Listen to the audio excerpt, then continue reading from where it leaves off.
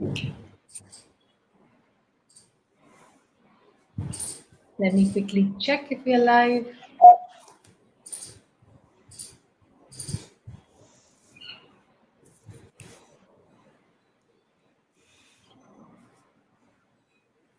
Hi, everyone. Welcome back to another session by Reboot on returning to work for women. Today, I have two special guests, Parul Gosain and Navanshee Bansal from the Reboot community. They are the classic examples of what it takes to get back to work.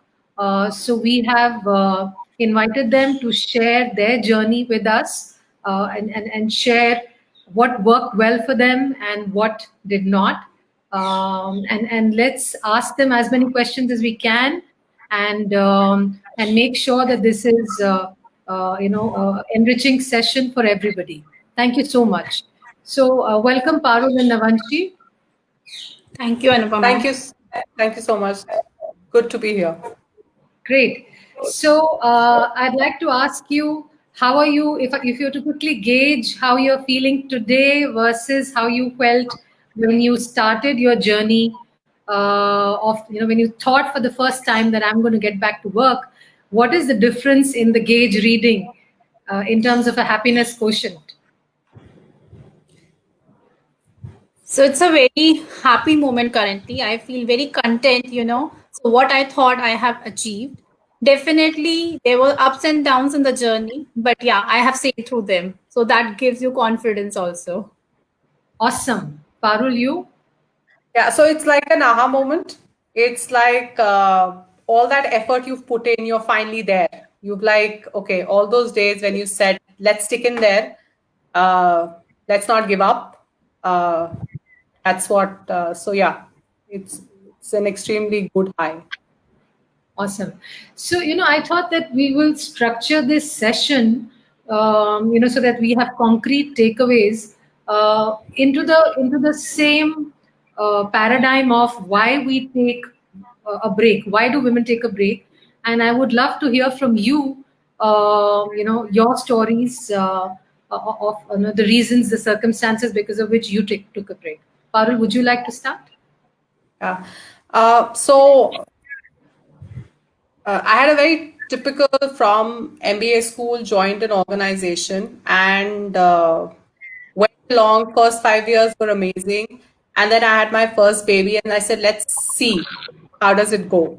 And fortunately, it was the organization, the managers were very, very supportive. And I decided, okay, things are figured out. This mother and this child has it figured out.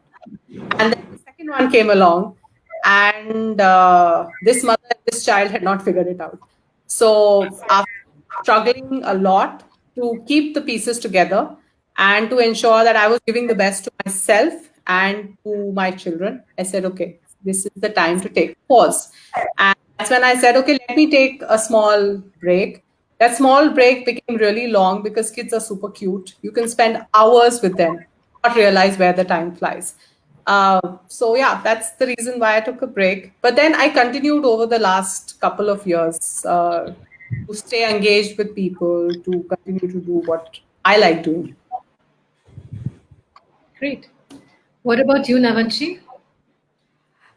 So I was working within a consulting firm, having very uneven working hours. Actually, I joined them after my maternity of 6 months. When my child was about 1 year, I figured out that he's missing on his some of the milestones, which was somewhere a trigger for me that whether my personal commitments should be given a priority or my work should be given priority. Being a mother, being a very new mother, I felt no, this is a time I should give priority to my child.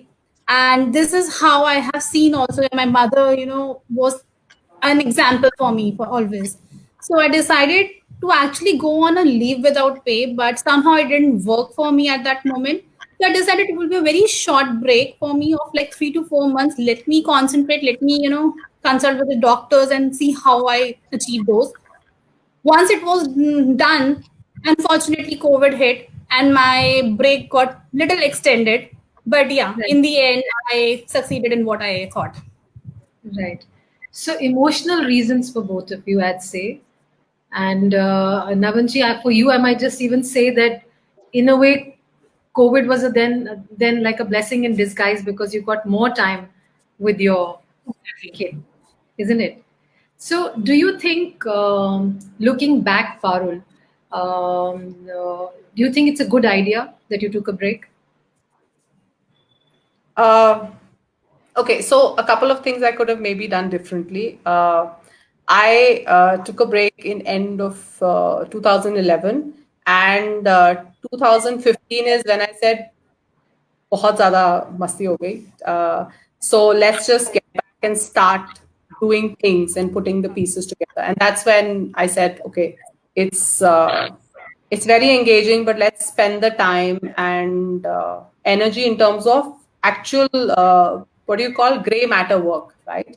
It's actually which pushes you, which engages you, and at the end of a week, you feel like you've done something, you've actually achieved something, and that's something which I think was a very critical thing for me.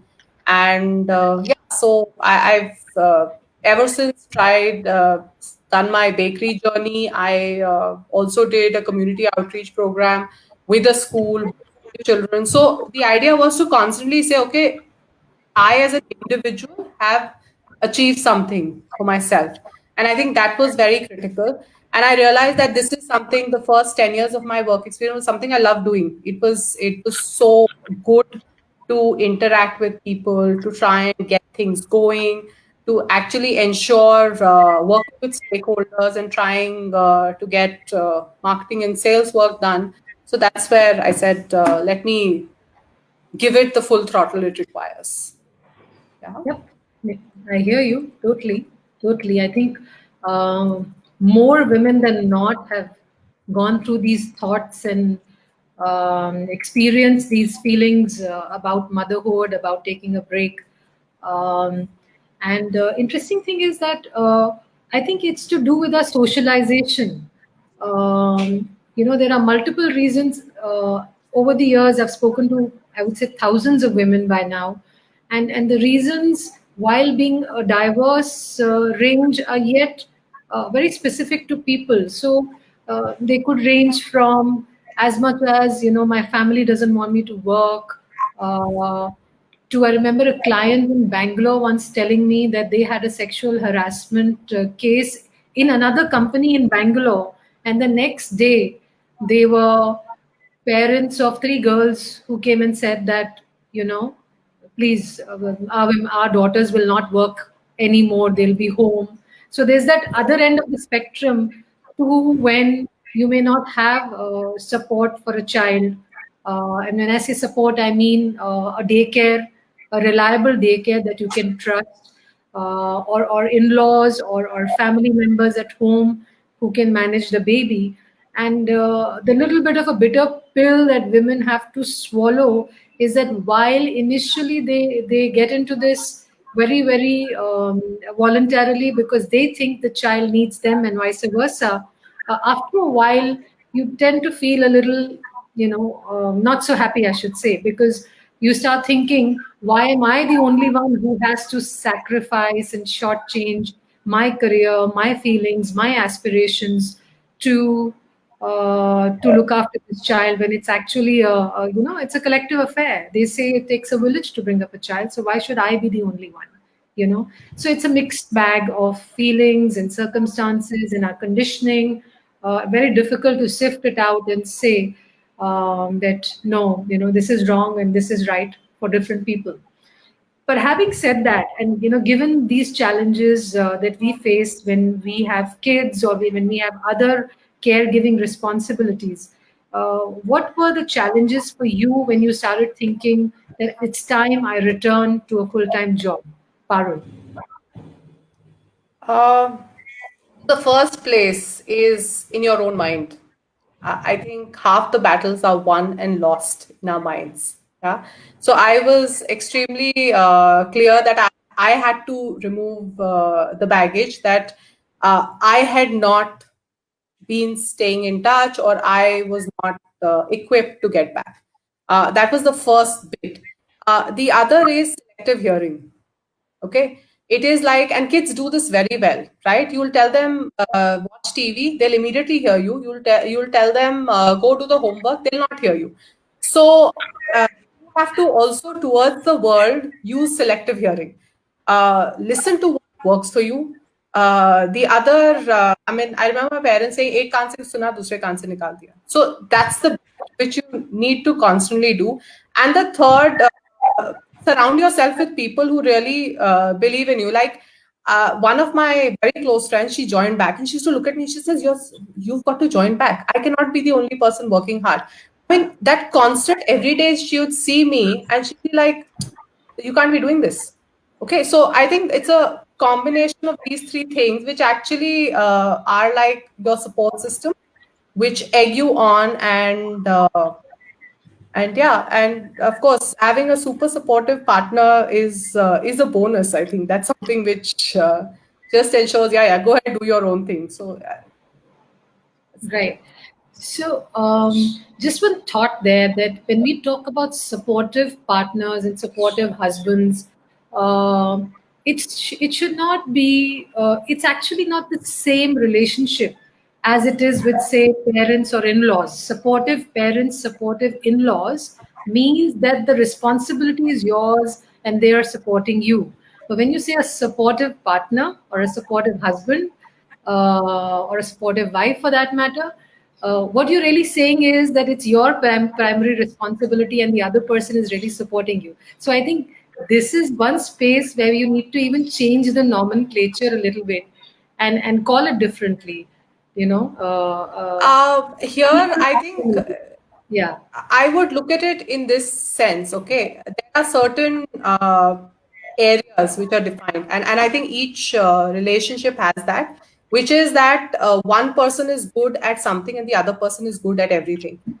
For example, an under 5 year old, I would not handle any under 5 year old to this thing. Like, but yes, as soon as they're older, that's when you can start the conversation somehow changes. And of course, men and women are that assumption. It could be reversed in some cases. And I've seen some couples where the men are far more adept at handling the under 5 year old. I think that's a very personal thing. I mean, that's what I. yeah, right. What about you, Navanshi? What do you think? So, Anupama, I would like to add to this. When we say about our parents and in-laws, mostly we are looking to our mother and mother-in-laws actually. Again, a lady, who's look at the support. When we're looking at the partner, we are looking at a husband. We are not very confident in how good will they be at handling it. Yes, yes. Responsibility. So I think that is the major piece, which is the where the nomenclature actually changes. Yeah, yeah. In fact, when we look at nannies, they're also Again, women, right? Yeah, yes. isn't it? So Yeah. yeah. So again, yeah, definitely, women can trust a women because they know the kind of emotional caregiving nature of the lady is. Right. So, what kind of conversations do you have with your spouses about your return to work? Because when you are returning to work, suddenly the equilibrium of the household will shift. So, what are the conversations you had, and how did that go for you? And what would you advise women who are finding it hard to have those conversations with their spouses? I think the first thing is an open communication in terms of, and I think that's very relationship specific, but and always cool mind when you're having these conversations. I think that's something which at least I, for one, who can be very, very hot headed and then can have a very, very difficult discussion. So get into these conversations over a period of time and slowly ease the in. I think that's something which is very critical. And I think the other thing is ignore if certain balls fall. Like I know April, March to June, that there were a lot of things which were not happening, okay, which were just not happening. It's okay, don't let them happen, okay? It cannot be only my responsibility to get those things done. It's not happening. And the beauty is you drop the ball, somebody will be there to pick it up. And I've seen that in the last 4 months. Okay. When ever since I've got back, it's like, okay, it did happen. And then I'm feeling guilty and I've walked out of the room and it's like, oh, it happened. It's so sometimes you just have to drop the ball to see let's see what happens, and let's see the fun in it. Yeah, yeah, absolutely. Yeah. Navanshi? So definitely, Anupama. So in my case, my husband didn't agree to take a break. He was not of the view that you should go on a break. He was like, we can figure it out while you are still working. But still, if it's your decision, I support that. So once I decided to join back, it was very easy. It was not a convincing, conversation. The only thing is that how we will figure it out now, how to manage our kid basically. So we had that open discussions. We try to figure out, and then we had our parents. So we can always look back to our parents or in-laws, both side parents, that who can be there, who is easily available, or if there can be any other help who can do to us. So don't be hesitant in asking help in your extended family also. Right. So that would True. be one advice I will give. And Right. then both spouses and your partner and you should be, be on one point that you agree to this, and there will be ups and downs definitely. So be open to face them also. Right. Right. Right. So, yeah, I mean, if we look at the West, they are, I won't say they are free from this entire space of women on a break. There are, it's a big issue in places like the United States as well, especially because there you don't even have a concept of a paid maternity leave. Exactly. So women, and also daycare, etc., are pretty expensive to put your child into. So a lot of people weigh the pro and cons and decide that one partner will be home for the children, and also because in fact a lot of men in the West stay at home and women work, because for them it's really about who can work from home, or whose job is more remunerative. That becomes a key factor in in the decision of women working. In fact, if you look at the data that's coming out during the pandemic, what is happening is that as opposed to what people thought, that now with the pandemic, women who were having a hard time going to work and therefore had taken career breaks will now be able to work from home. So it's definitely an audience we should look at. People didn't realize that with COVID, what's happened is that the workload at home, which you just spoke of, Parul, has also increased. And caregiving typically ends up being a woman's job. And in our societies, cooking, for example, is not seen as a life skill. It's a gendered skill, which is, done by women in millions of households in the country. And same goes for any other kind of caregiving, whether it's elders, whether it's kin keeping, whether it's the child care. So, for example, even if it's online school, I know people, women who are working, and I spoke to yesterday, who said that it's a big job to keep my 4-year-old in front of the laptop during classes because he just wants to run away. So you need one person to just keep him there, and a mixture of all this is women quitting. So more women have, there's a huge drop in women joining the workforce due to COVID as well in the last few months. So yeah, so all these factors do impact what we, the decisions we take. And not everybody has extended families around in the same cities to sort of ask help from. So one person has to step back, and we are still very different from the West when it comes to all that. Um, how do you think, if it looks like that women have to take the break when there is no choice really, how do you think women can stay relevant so that when they do decide to return, the gap isn't huge? What did you do, Parul, since you were away for a long time? Please share. Um, okay, so couple of things which was uh, very critical is continuously engaging myself. It was very important to spend that 2 3 hours reading up, uh, staying abreast with what I was doing. The other thing which I did very successfully is I kept abreast with technology. I did not let that fall. So any of the tools which were going in, and here I took in the support of siblings, and of course, because I went back to school with 11 12 graders who would help out and say, this is what is going on new. So I think staying abreast with youngsters, also nieces, nephews, what's the latest, what's happening, and constantly reading up research material, constantly reading up, and of course, upskilling. There are so many courses, Coursera, that bit. So, of course, it's a lot of discipline, but it's required to ensure that you're spending that 2 3 hours using your gray matter. That's one. The other is stay in touch. Stay in touch with your colleagues. Stay in touch. One thing which I did not do is I did not build a network of recruiters. I started in one company and left. So if you can build a set of recruiters, meet them without an agenda. I think something which we do very little of is meeting a person without an agenda. It's okay. It's just great to just say hi, how are you doing, and just generally catch up. It's not always agenda driven, and yeah. So I think that is the two things which are extremely critical. Whatever you want to use your gray matter, it's very very important. And the second is stay connected. It's those are the two things which Work for are you. very critical. And stay on top of whatever's happening in the world. Uh, Right. That's mission critical for not just yeah, for going back to work, but for just being a person. for your Uh, own sanity, I think it's right. important for you to have a conversation around various things. So that's something. It's who you are. It makes the whole. Right. In fact, if we look at it, there are so many things in life today, from politics to economics to now even health, where women have suffered because they haven't been involved by design or by default, or whatever it is.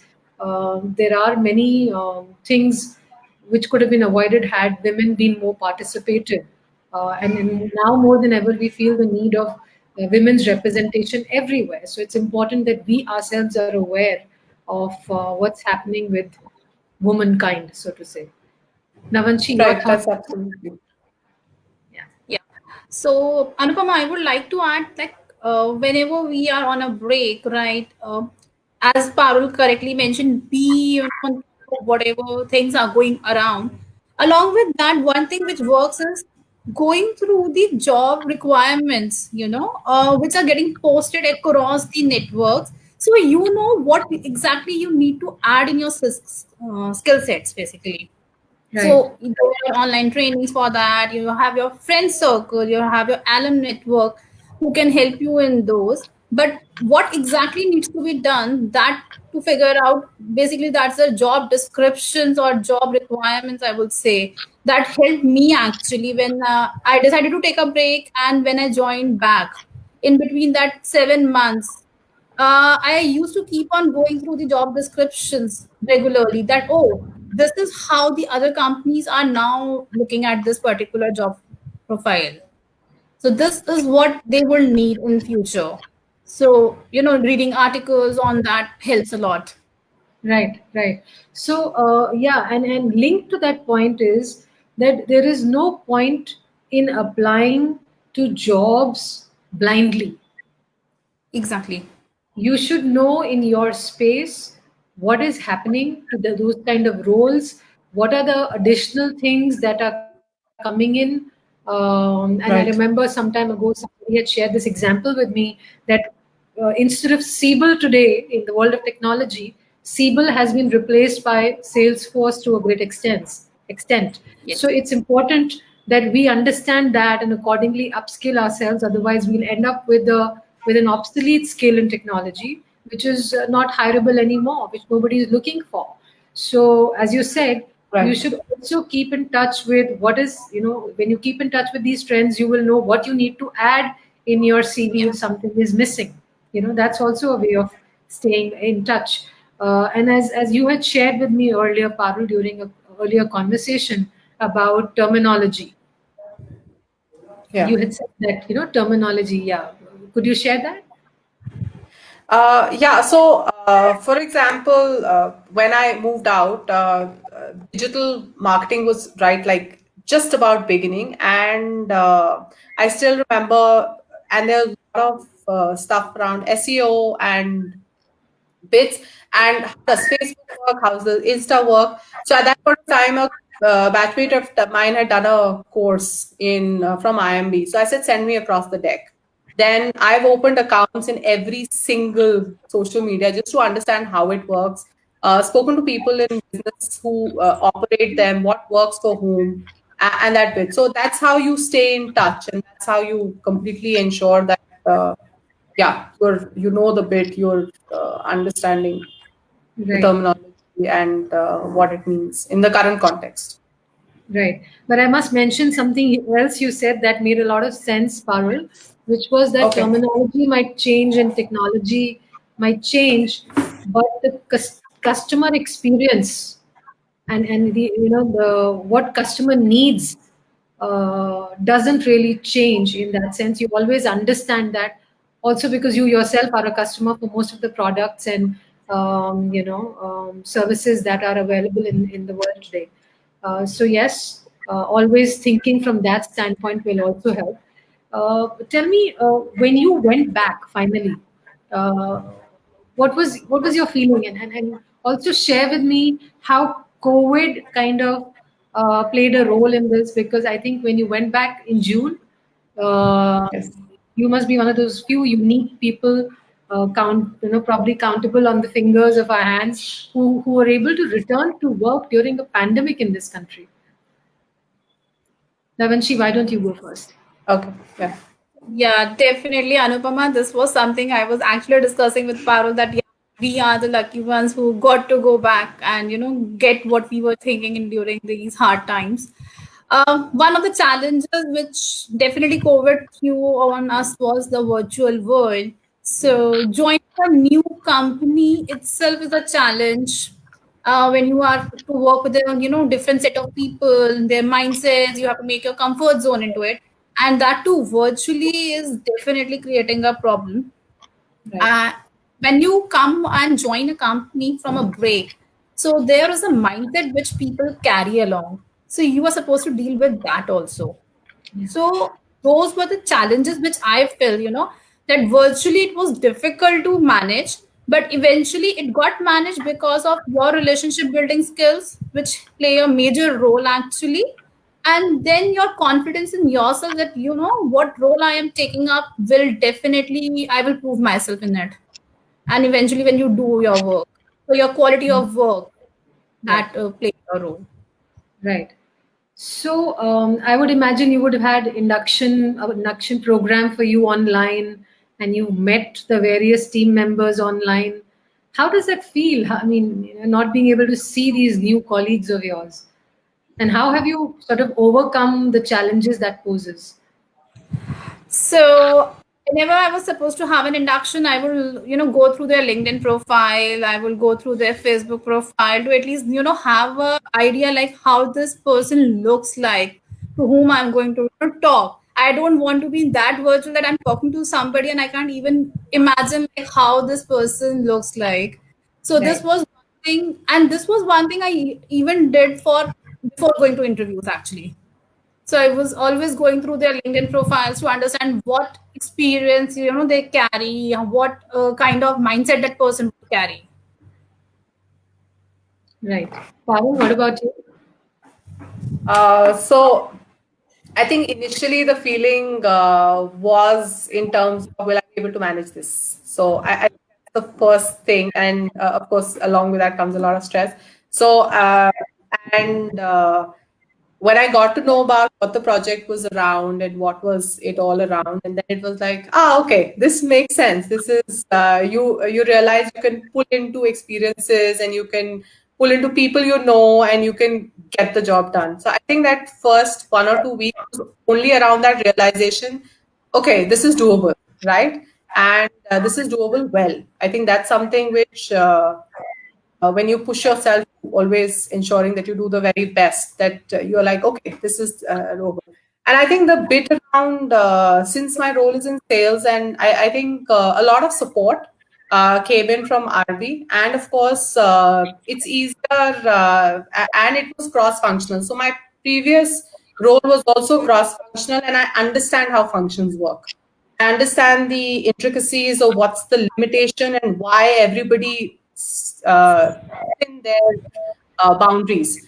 And therefore, understanding that bit also ensured that it was easier for me to understand where people were coming from, and therefore, around the bit, the mindset bit, like I said, selective hearing. What I don't want to feel, I don't feel. So I really didn't realize it a lot, and I think the bond built across with everybody is being super amazing. So it's been a great, fun-filled 4 months, and you know how sales is. It's a lot transactional, and it's around a lot of laughter and ensuring that once the numbers are done, and then you're okay. Let's get to the next one. So I think that's been the fun, and it's been great connecting to a lot of colleagues, and of course, I have a super supportive manager. So that's made things really great.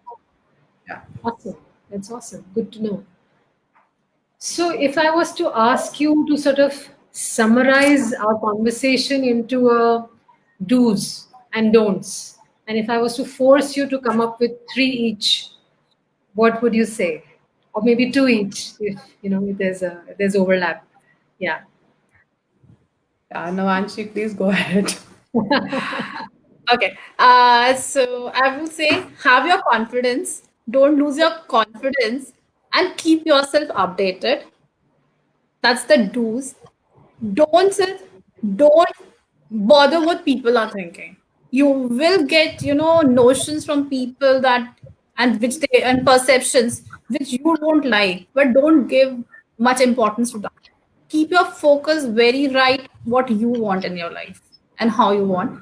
And another thing is don't carry that notion that where you left. So I will just give an example. When I joined back, so this is a program which I joined in a company, and it was a basically induction, basically a training time, like 6 months internship. I was not very happy with the stipend I heard, and I was like, I left at a particular amount, and now I am at this particular amount joining. And my mom came back, don't look back what you left at 7 months back. You have already left that. You are currently at zero. Look at that positive side. So don't carry that notion where I left. You have already left that. Be open and be more practical and take up the chances in life. So you're saying the look at the glass half full, isn't Yes. it? Awesome. Yes. What about you, Parul? I agree with Navanshi on the being open bit. I think be open. The moment you put in, this is where it has to be, is when you're closing a lot of doors. And from an entry perspective, I think be extremely open.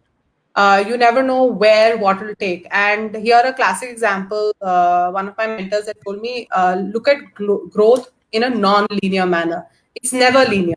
You look at it from an overall. So just be open. The second is, I think the do's is selective hearing. Hear what you want, which will push you up. Hear what will give you more strength. Hear what is, surround yourself with people who support you. Okay. And I think the third bit being around the fact that win the battle in your own mind first. I think that's where, if you're extremely clear in your own mind that this is what needs to get done. I know that women derive a lot of strength from within. We do it for others. We have to start doing it more for ourselves. I think that's something we would move mountains, okay, for the people we care for our children. I think we have to get that in for ourselves also. Move mountains for ourselves. That's something. I think what is don't try to change mindsets. I'm very clear here because the mindsets are made from a lot of circumstantial stuff. If somebody I know thinks that they will hire me only because I have a 24-hour help, I cannot change that mindset, right? I will not spend my time on stuff which doesn't work. I will not spend my time on. So don't, in my view, don't try to change mindsets in the sense that that is not critical to your success, right? Over on overall 40,000 feet, yes, but in your individual personal life, for example, I will do stuff which will change the mindset of my kids. But people who are older than me, or even people my age, are more or less fixed in their mindset. So that's where I said I wouldn't spend too much of time on changing mindset. Anupam, of course, is doing a great job on that. But in a very one-to-one level, it's really difficult to try and convince people that no, change is what I want to think. I think be very clear. Uh, don't do I think that's the one big thing. If you're very clear what you want to do, and just go after that. The don't is don't try and convince and I think it's a lot of time spent on external factors which I don't think Right. one can control much. I think Yeah. that's what I heard. Basically, when we talk about the sphere of influence, change what is in your control. So, what's in your control is your own mind. Providing that confidence to yourself, and as you said, move the mountain for yourself, and self care, and self motivation, and self belief. Don't bother about the external factors because they are not in your control. You can't make it rain today, neither can you make it go away. So, the best to get your raincoats, your umbrellas, your shelter, whatever it is that you need to survive in that rainy situation. Great, awesome inputs here. Thank you so much for that. Now I'd like to open the session for questions, and let's also look at what questions have been asked. Um, I see here nice comments, which I must read out to you. Most of the time, says Lola, we stop ourselves from doing things because we lack confidence or we think we are not ready. We are never ready, I guess. What would you advise to women who find it difficult to believe in themselves and stall the process of getting back to work?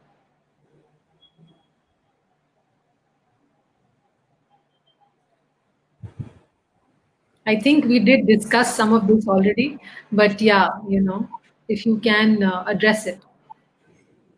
uh,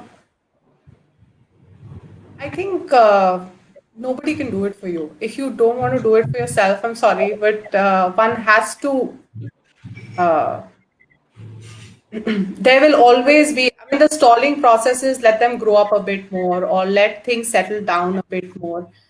Please remember this that men also have challenges at work. They take for example, sometimes things don't work out. People take leaves, people take breaks. So that's okay. Just go on, find out what you want to do and follow that. I think that's critical. Yeah. Any thoughts, Navanshi, for you? Yeah, so I will suggest that, you were doing it. It's not like you were not able to do it. So don't lose your confidence in it and have people around you who can help you build back your confidence. Your colleagues, your close friends, your spouse, your parents, who give you that confidence that you were Right. able to do it, right? It is not like something new you are going to do it. It is just that circumstances might have changed, but if you have positive people around, then you can have that strength around, and then you can have your confidence back. It takes time, but yes, you can get that back. Right. Awesome. Ideally, both parents should share the responsibility of raising their kids, but it isn't always easy. How to change the mindset of family and relatives? Okay. So I will just suggest that you don't need to change the mindset of the family and relatives. It is just your partner Yeah. who be in sync with you. If you both are in sync and you both decide how to manage your responsibilities, I think the job is done. That's what I will suggest. Yeah, I think get your partner in as a support system. It's very, very critical. Sometimes we have to voice it. Okay. A lot of times it's like he or she should understand. Okay. A lot of guys also think that way. She should have understood. But it's not around that. Just voice it that this is what is the concern. And I think the more you share, the more you're clearer on what ground both of you stand. So I guess that's the big. Great. Right. There's Rucha here saying, I've always felt the real reason I did not feel the sufficient push to join back was that I took a break to manage kids, which I wanted to. And during that time, the husband had progressed a lot, and it became a tough choice on who should take the break or the back seat. He had taken a high pressure, high paying, and a lot of traveling job. The pay gap between our salaries was huge. So I took the step to crawl my way back instead of taking a full time job. Thoughts here, ladies? Yeah. This is an important. Yeah. So all the best, Rucha, because there will be a time when I hope the tables shift, and I hope that the responsibilities on you reduce, that you can get back completely. I've gone through that transition, so I completely understand that. That yeah, when I took the break together, the gap was slightly lower, and now of course it's huge. So completely get that, but stay there, girl. All my energy to you. Yeah. Yeah. Navanshi? I believe that, again, I will say where you left should not bother you, and what you are doing should give you that satisfaction.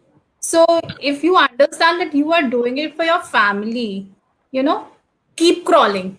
Keep crawling. And as Parul said, once the pressure gets shifted, when you have a less responsibility, definitely you will be able to get back where you left. Right. Yeah, I just want to add my two bits here. The wide held belief worldwide is that there are a couple of things that are really keeping women out of the workforce in numbers, unlike the men.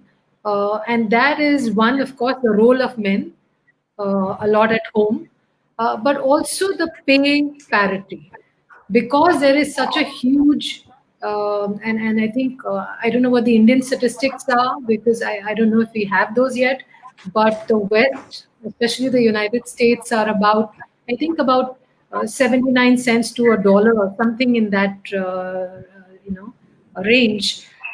By that it mean what I mean is that for every dollar a man is paid, women are paid about 79 cents. And this is one of the reasons why even when the call has to be taken as to who will drop out of the workforce, as Rucha just shared, it tends to be the woman, because even for equal jobs with equal background qualifications, educational pedigrees today, women are paid less than men. So pay parity is a huge factor, and ultimately, yes, and of course, I don't mean during an internship, because the variables are different. But ultimately, women must stand up for the right pay, uh, and that is going to also get us closer to the goal of more women in the workforce. A Yeah, question no, for I you. agree with you, So, Anupama. I just like to add here. I think like that's what Navanshi and these discussions we constantly have.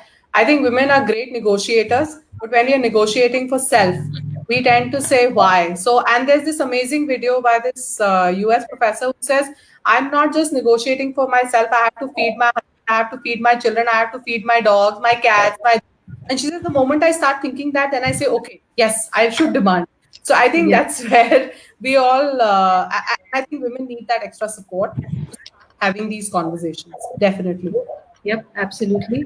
In fact, now that you're talking about this professor, one of my all-time favorites is from a film called Erin Brockovich, in which Julia Roberts Right. has that famous dialogue in which she says, "My time away from my family, my kids, is personal. It's my sweat and my blood, and it's personal."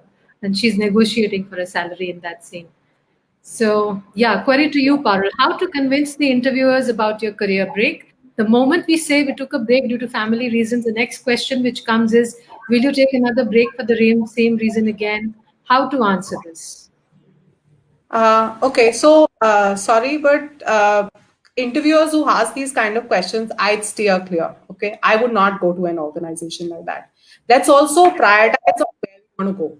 We want to go to places where they're more interested in fact that why did you take it? So I think that's an understandable question. But a lot of guys also take 1 year. They sometimes 2008 it happened to a lot of guys where they lost jobs and they got them back in 2009, and they basically explained that what they had done during that period. And I think that's the conversation which interviewers should be happening in terms of, are you abreast with what's happening? Questions like, are you going to take a break again? That I think nobody can answer, right? You could have a guy sitting in front of you and he would not be able to answer if he would suddenly have to. For example, in the beginning, in February, I hope you don't want to work from home, right? In March, that question became irrelevant. So I think that's where certain things we have to put our foot down and say, certain questions I'm not going to answer.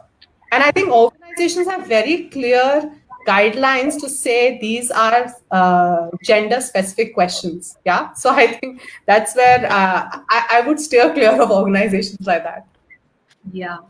The Yeah. fact is that whether we like it or not, these questions are being asked, and they clearly display, unfortunately, a lack of sensitization.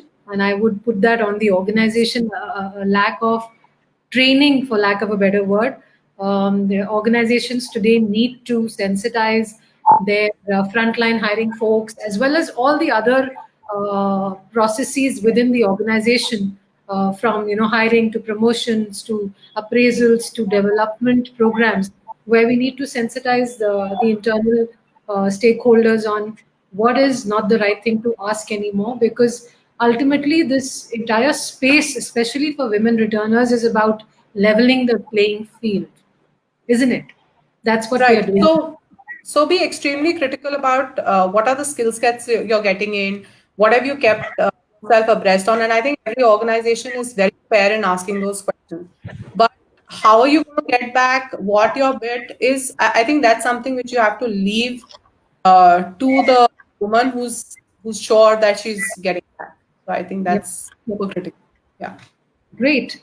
Any last thoughts? I don't see any more questions here. No, I don't see any more questions. Yeah. Any last thoughts? Thank you so much. I hope a lot more join back. I think that's something which made this set of team of people grow. And I think that's where the opportunity to change how we get perceived lies. So thank you so much. Great. What about you, Navanshi? Any last thoughts from you? Um, so I will just say positive energy to everyone. Keep your confidence, and Anupama, keep up the good work. Thank you so much, for helping us get back. Yeah, thanks, Thank you, Tana. ladies. Thank you. Actually, it's just a reflection of the hard work you put in your desire to get back. I'm just an enabler. And yeah, so I need the support from you all the time. And my only thoughts are that, yeah, we have to persevere and believe in ourselves and not give up. And that's the only way we'll be able to return to work, and not just return, but sustain and thrive in these areas. Great. Thank you so Yes, much. definitely. Thank Thank you to you. the audience too. I see Rucha, Lola, Shalini, Ajuli, everybody else. Thank you so much. Bye bye.